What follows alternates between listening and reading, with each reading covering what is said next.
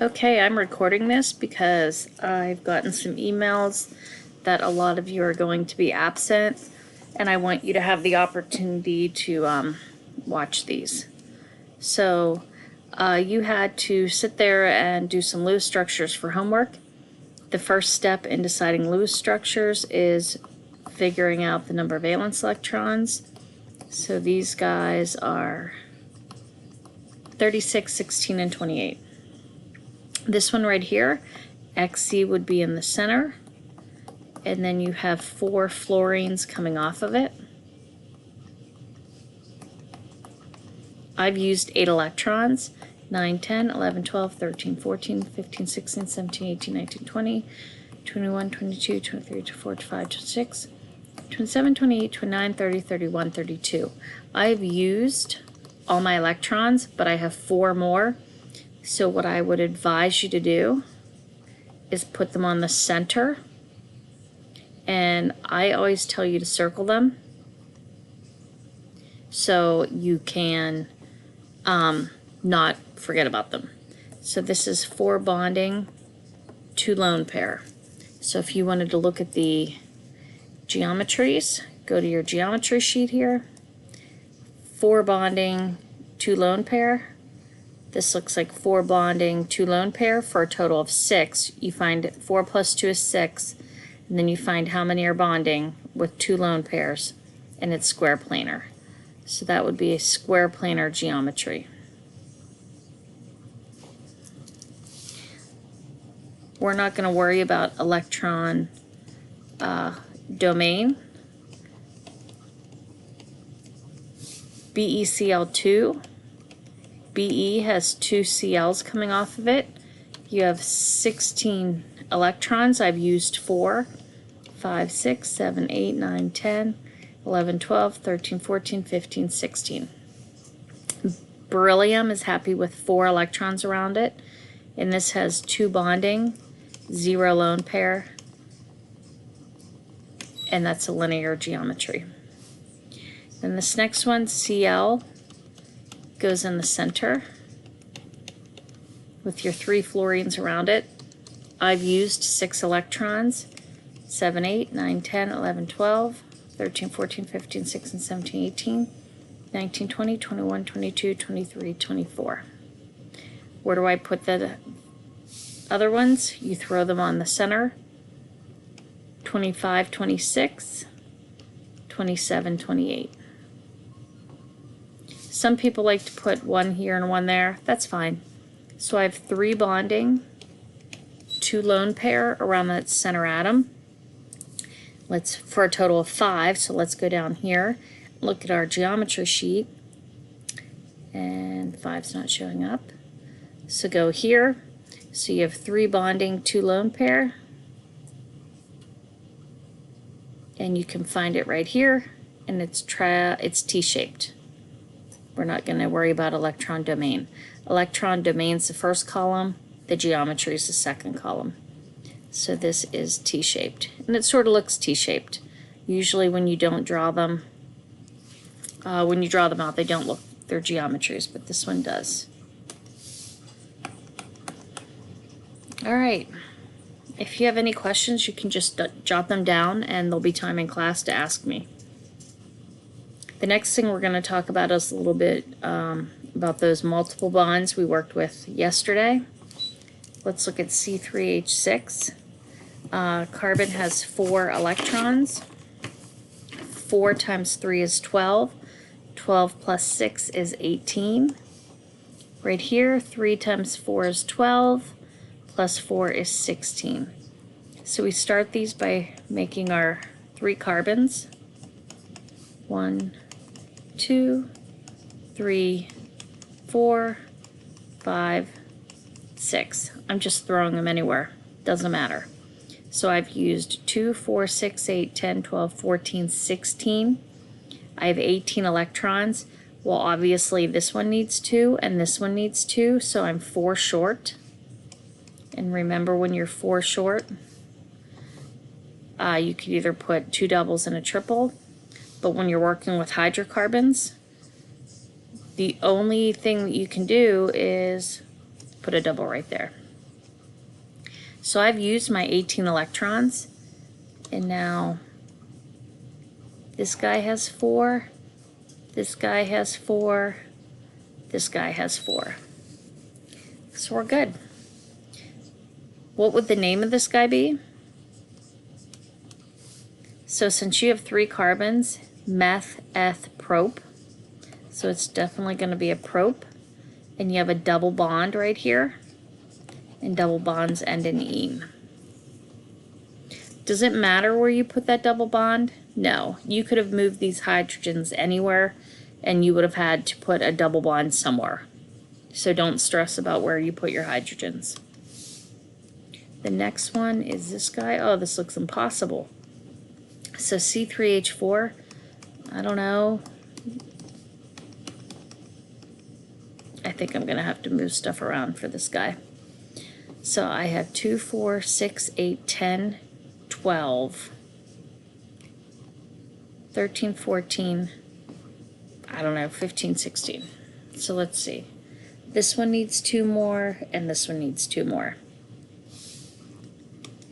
Now, when you get into a situation like this, you just start trying anything. Ugh. So, I don't know if we can do a triple here. Let's erase these 2. And let's put this here. But then it seems like this carbon then has 10 electrons around it. So I'm going to move that hydrogen and move that there. And I don't like the look of that. Even though it's still coming off the same carbon, I'm going to move it.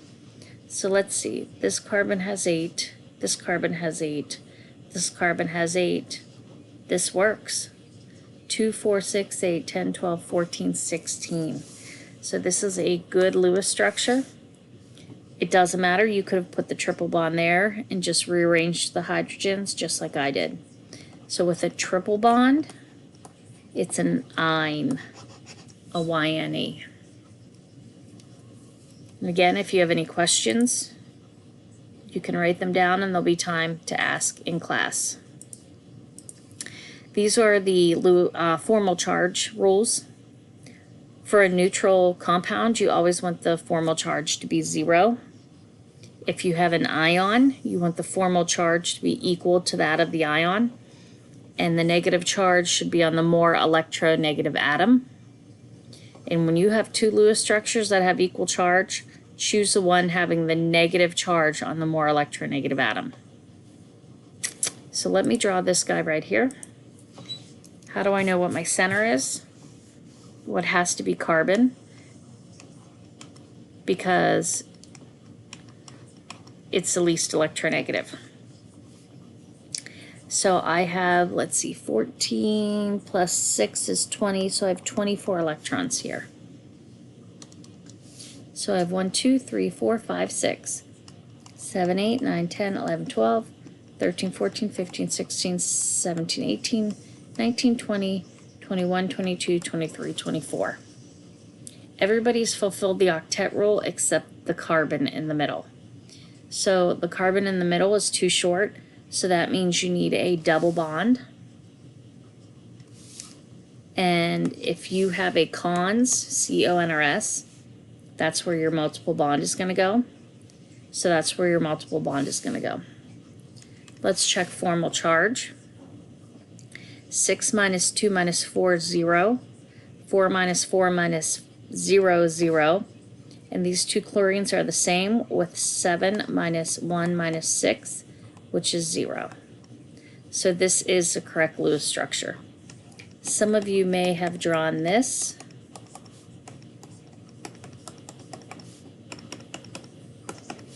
And if you want to do the formal charge, this would be -1, this would be 0, this would be 0, and 7 minus 2 minus 4 would be +1. So even though these cancel out to be 0, it is the wrong structure. This guy right here, it's an oxyacid. So draw your S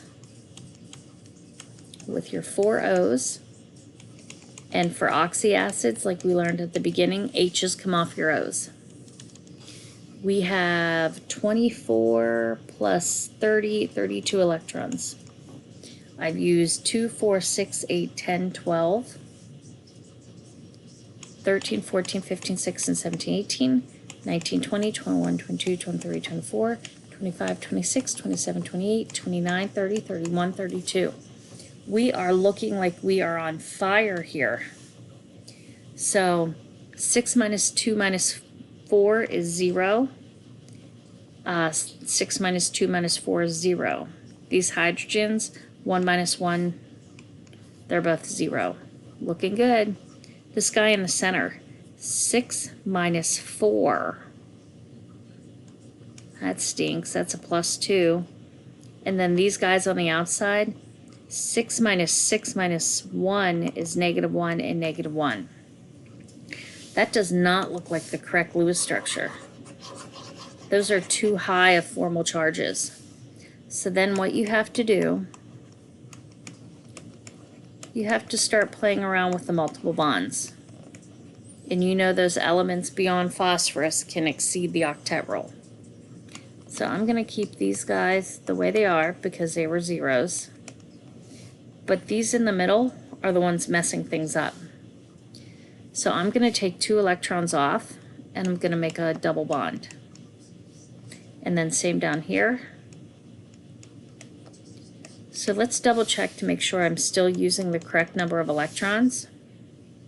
2, 4, 6, 8, 10, 12, 14, 16, 18, 20, 22, 24, 26, 28, 30, 32.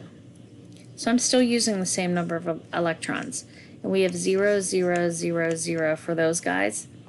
And now we have 6 minus 2 minus 4, which is 0. 6 minus 2 minus 4, which is 0. And 6 minus 6, which is 0. Probably got this one incorrect. But it's a hard one. And that's why I put it on your notes. So yes, sulfur can exceed the octet rule to get that 0 formal charge. Is this an okay octet?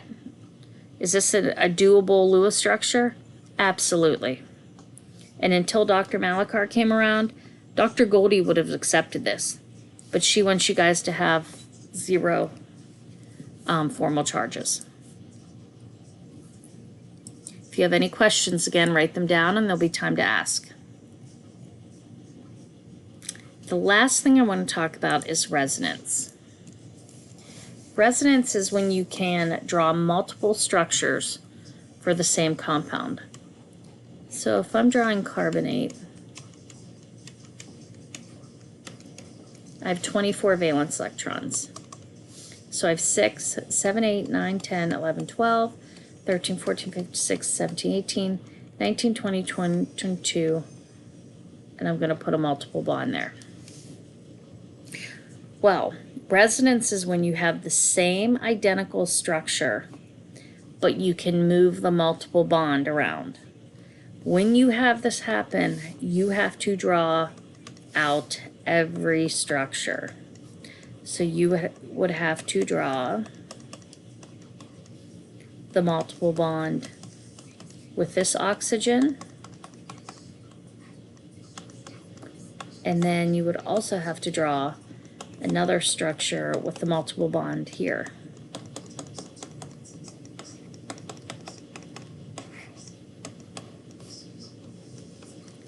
You connect all 3 structures with your arrows, double-sided arrows. These are all the same skeletal structure. It has to be the same skeletal structure. All you're doing is moving the multiple bond. That's resonance. Which structure is correct? The correct structure is all of these superimposed on each other. And we're going to talk a little bit later when we get into bond length that these all are going to have the same bond lengths. What if I wanted to do the geometries? 3 bonding, 0 lone pair. So every single one of these would be trigonal planar.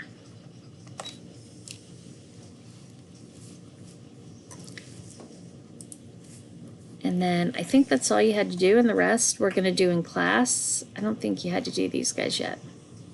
Maybe you did have to do those. But I'm going to do these in class because that's a lot for you to watch on a video.